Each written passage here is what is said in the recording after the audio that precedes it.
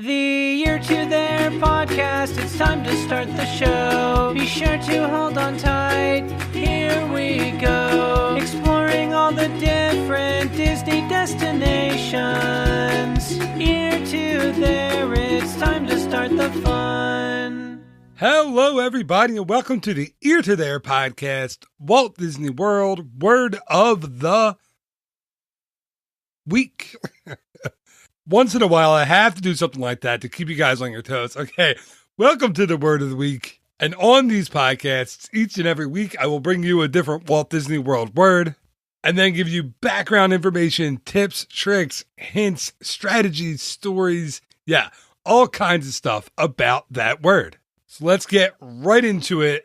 This week's Walt Disney World Word of the Week is brought to you by the letter C. C for Cinderella. And I'm going to be even more specific this week. C is for Cinderella Castle. And of course, Cinderella Castle is the main focal point, the main weenie, as Walt Disney used to say, in the Magic Kingdom. In Magic Kingdom. I forgot we dropped the before Magic Kingdom. And it's actually the focal point, the main weenie out in Tokyo Disneyland as well, but we're going to, for this episode, focus solely on Cinderella Castle in Magic Kingdom. And you might have noticed I did not say Cinderella's Castle. There's no apostrophe S on there. So if you're using an apostrophe S when you talk about it, you are wrong. Sorry, you can use the apostrophe S if you want. I will try not to correct you, but the actual spelling of it is without the apostrophe S. Okay, moving on. So when Herb Ryman, who originally came up with the sketches for Sleeping Beauty Castle out in Disneyland, when he was tasked with creating Cinderella Castle, he had to make it much larger, much taller, much grander in scale in order to go with the bigger kind of Disneyland on steroids feel that they were giving Magic Kingdom back in the 70s.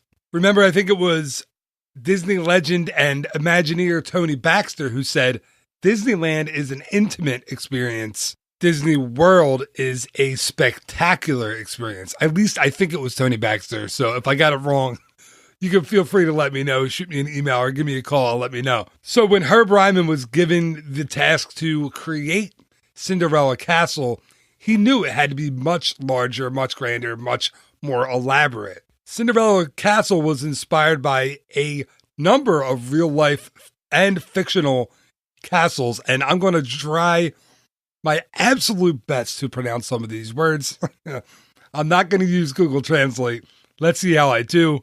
These fictional and realistic places, real places included, okay, here we go. Fontainebleau, Versailles, and a chateau of, Chenonceau.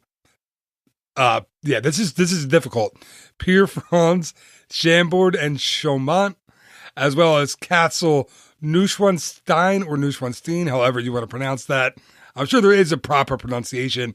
I just don't have it. Of course, that was in Bavaria, Alcazar of Segovia in Spain, and the Mosna Castle in Poland, which, according to Wikipedia, was built in the 18th century. So Herb Ryman had all of these castles to use as inspiration for his design of of Cinderella Castle. I'm going to get this right one of these days, and you will be very impressed. Okay, so Cinderella Castle was completed in July of 1971 after 18 months of construction. The castle stands 183 feet tall, which is actually kind of widely talked about that it's actually 189 feet tall, which it kind of is, but it only stands 183 feet high from the water level. So technically it's 183 feet tall, even though under the moat, inside the water, it goes down to 189 feet. So Cinderella Castle is actually more than 100 feet taller than Sleeping Beauty Castle out in Disneyland. That actually astounded me when I first read it. More than 100 feet taller. And you could get that when you set foot onto Main Street in Disneyland.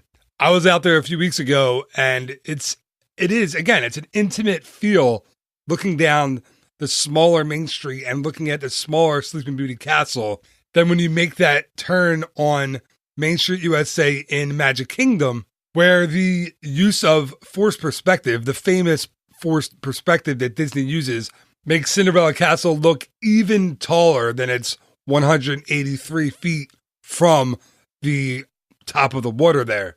Now, Cinderella Castle in Magic Kingdom was, for decades, the tallest of all of the Disney castles. That is until the Enchanted Storybook Castle opened out in Shanghai. And now Cinderella Castle is number 2 on that list. Now, there's one thing that I always get people on in Magic Kingdom, and that is how many bricks are used or were used in the building, in the construction of Cinderella Castle. I'll give you a second to Google it or look it up on your phone. Hopefully not while you're driving, but you can look it up for a second. Okay, did you look it up? The answer is, of course, 0. The castle is actually the interior is made of 600 tons of reinforced steel, and then it's mostly reinforced concrete that goes around the steel, making it pretty indestructible to things like hurricanes or other bad weather that Central Florida may throw at the castle. Now, because there are no bricks that built the castle, that means that the famous lawsuit, or maybe at least the urban legend of the lawsuit that was brought against Disney, actually never could have happened. Because when I was a kid growing up, I had always heard that there was once a woman that tried to sue or did begin a lawsuit against Walt Disney World because she claimed that while she was walking through or near Cinderella Castle, a brick fell off the castle, hit her in the head, and she suffered a brain injury, apparently, from the falling brick. Of course, that couldn't have happened because again, as we said, there are no bricks. It is actually a big steel and concrete structure. So there are no bricks, there are no stones, nothing like that could fall off the castle and injure anyone.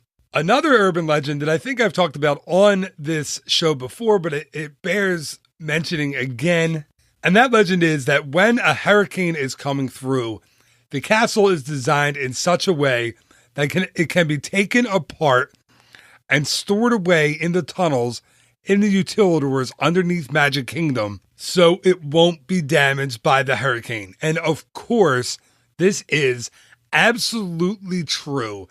No, it's absolutely false. The castle is a permanent structure, Cinderella Castle.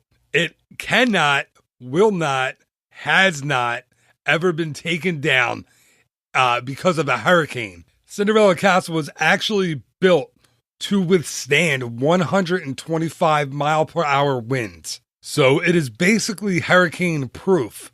So don't worry and don't listen to the stories. Don't believe the stories that say it can be taken apart. It cannot, will not, and has not ever been taken apart. So when Cinderella Castle was being designed and built, there was originally supposed to be a suite that was to be used by the Disney family inside the castle.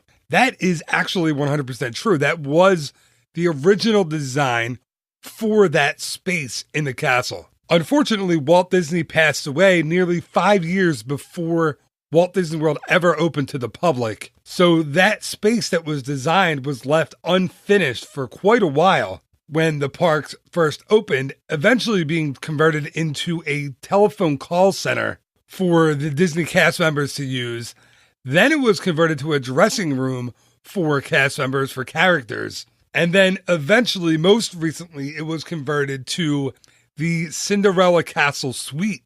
And actually, between 2007 and 2009, everyday guests were given the chance to stay in that suite during the Disney Year of a Million Dreams giveaway. Now, since then, it has not been in regular use by guests. And apparently the only way you can stay there, from what I've been told, is to be invited by the Disney company. There currently aren't any promotions or anything like that going on in 2017 where you can win the chance to stay in the Cinderella suite, the Cinderella Dream Suite for an evening. These days, throughout the year, there are special decorations that are on the castle, especially at Christmas, where Cinderella Castle is covered in millions of lights, which is very, very cool and very, very popular with guests. However, there have been instances where the castle has been decorated for very special events that guests have not liked and have not gone over very well. The most, say, famous, we can use notorious, we can use the word infamous, whatever you want to say, but definitely the most memorable decorations that have ever gone on Cinderella Castle were for the 25th anniversary of the park. On October 1st, 1996, Cinderella Castle became what many people affectionately call the Pepto-Bismol Castle, because that's when Disney Imagineers covered the entire Cinderella Castle in birthday cake decorations. The castle was painted pink, kind of a Pepto-Bismol pink, if you will. Basically, it became an 18-story birthday cake. Those decorations stayed until January of 1998, so a little longer than a year, which made a lot of people unhappy. But that's when Cinderella Castle was transformed back into its original beautiful blue and silver paint. In another pretty infamous castle decorating scam, or let's call it Decorate Gate, Cinderella Castle Decorate Gate happened in November of 2004 when the oh-so-loved, and I'm saying that very much sarcastically, oh-so-popular Stitch's Great Escape took the place of the extraterrestrial alien encounter. Cinderella Castle was toilet papered, or as the kids say these days, TP'd by Stitch. That thankfully ended. Those decorations were removed by the end of the day on November 16th, 2004, because that's another one that I think WDI, Walt Disney Imagineering, did not really think about before setting it up and going through with it. Imagine if that was your only day ever in Magic Kingdom at Cinderella Castle. Your picture would have toilet paper all over the castle from Stitch. Yeah, not a phenomenal idea anyway.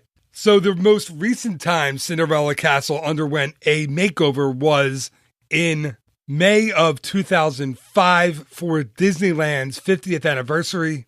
Tons of gold was added to Cinderella Castle to celebrate the golden anniversary of Disneyland, including a giant golden magic mirror and tons of Disney character statues that were made of gold that were placed all around the turrets and the towers of Cinderella Castle. I have to say that one was a lot more tasteful than the other two decorations or decorating experiences that Cinderella Castle went through over the years. Cinderella Castle is also designed to be tall enough so that it can be seen from outside the park. So as you're coming in on the monorail or from the Seven Seas Lagoon on one of the ferry boats, you can see the castle kind of foreshadowing and being that big, for lack of a better word, weenie that Walt Disney wanted you to walk toward in his Magic Kingdom.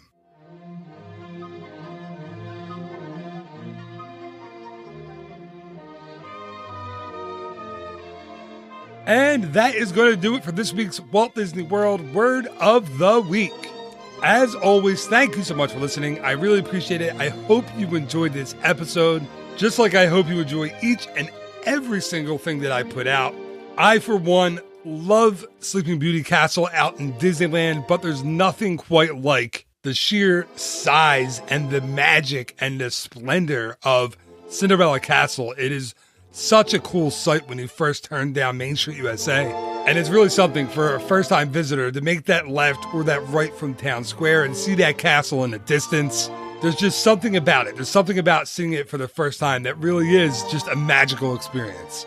So like I said, I hope you enjoyed this episode. And if you did, please just share it with someone. Share it on Facebook, on Twitter, on Instagram, on Snapchat, even though I don't know how to use that one, on any of your favorite social media experiences or apps. I'd really appreciate that. There's a little banner on the left-hand side of all of my podcast posts on eartotheretravel.com, and it makes these podcasts really simply easy to share for anyone. So I'd really appreciate that if you showed someone or told someone about it. And thank you so much in advance for that.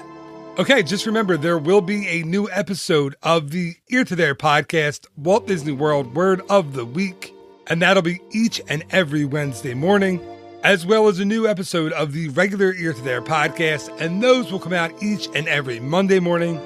So again, as always, thank you so much for listening. Have a great week. Bye-bye.